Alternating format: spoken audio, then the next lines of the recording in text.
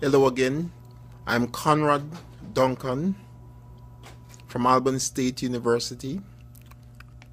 Now, this afternoon we are going to discuss three important questions relating to Zones Incorporate.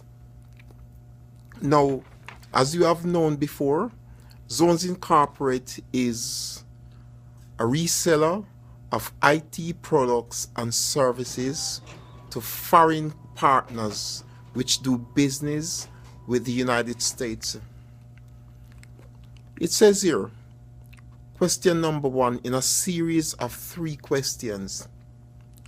Develop a long-term strategy to increase the number of women holding leadership positions in Zones Incorporate in the next 20 years.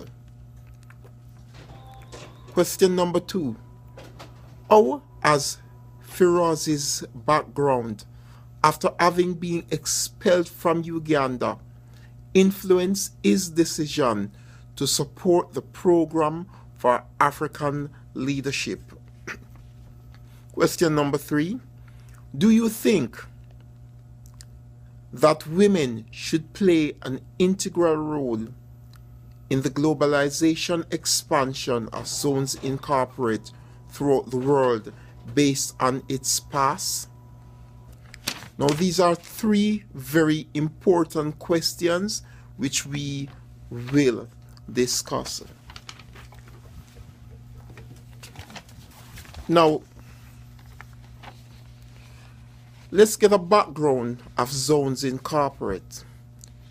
Zones Incorporate, connecting business and technology, is a direct reseller of hardware and software solutions to Cisco, HP, Microsoft, Lenovo, IBM, Intel, Apple, and Adobe to corporate clients.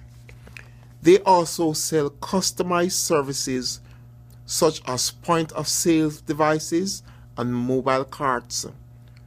Zones is the 5th largest provider of IT solutions in Seattle, with a focus on addressing the role of women leaders in the expansion process.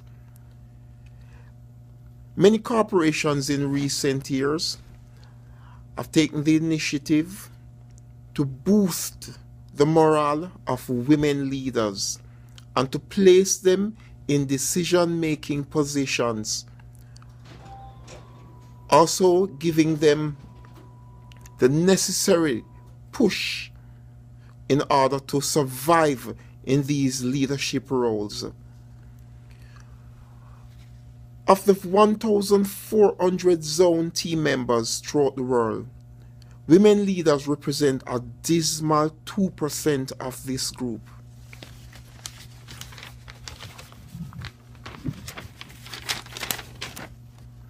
Corporate America, by and large, is male-dominated, but the paradigm has shifted in favor of women in recent years.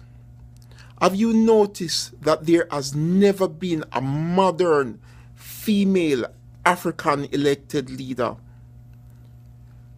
Now, Firoz and Najma Laji have launched the support program for African American leadership, or should I say for African Leadership Foundation at the London School of Economics.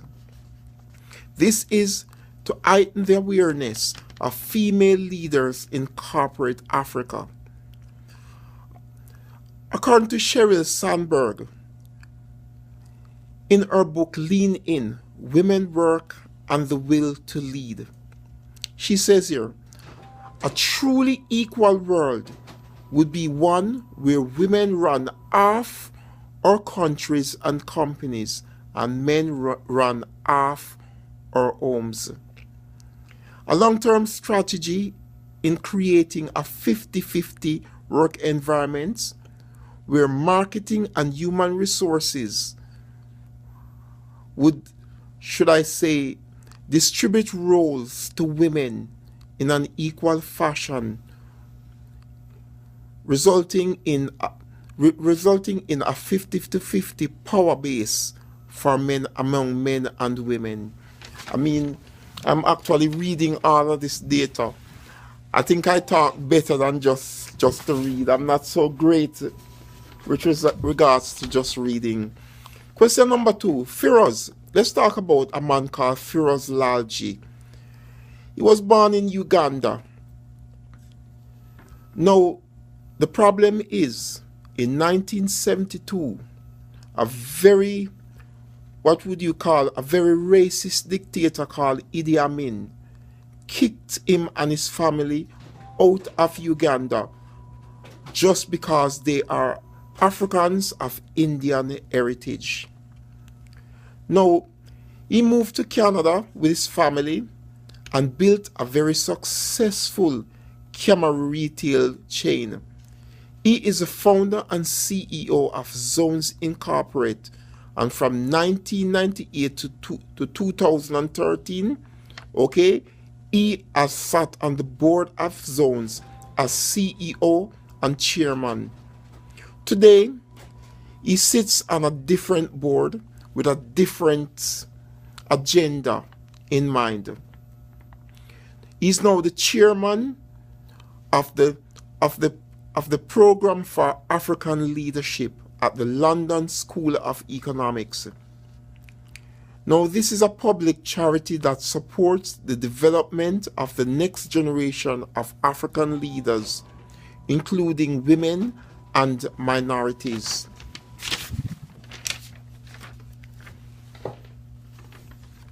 Question number 3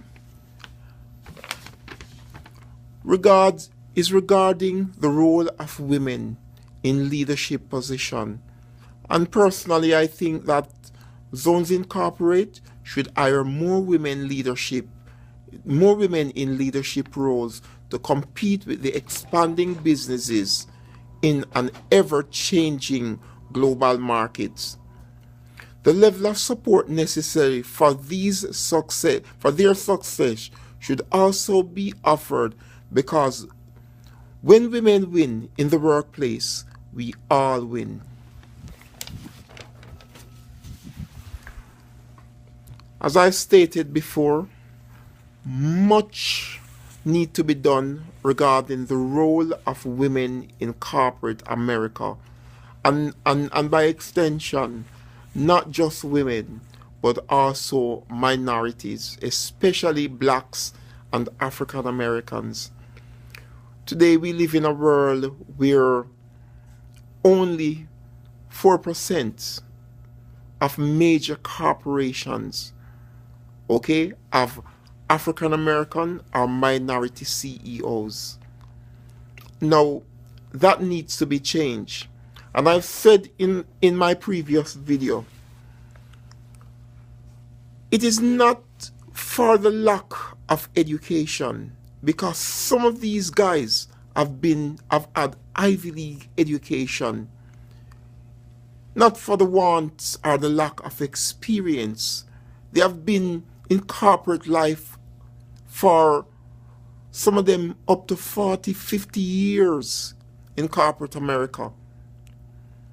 Women have been around in the corporate environment from ever since the beginning, from the very beginning, I should say. So therefore, it's time for them to emerge as leaders. And we have seen it on so many occasions where women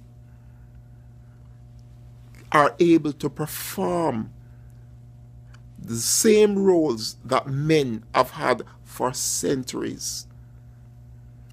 We see even in, and I don't want to go out of my way, but even in the Seventh-day Adventist Church, you see the struggle for women in leadership roles. But I believe that the world is changing, and that even corporate America will one day be liberated from this ancient mold of a male-dominated society where leadership roles will also be given to minorities and to women of any background. Thank you very much.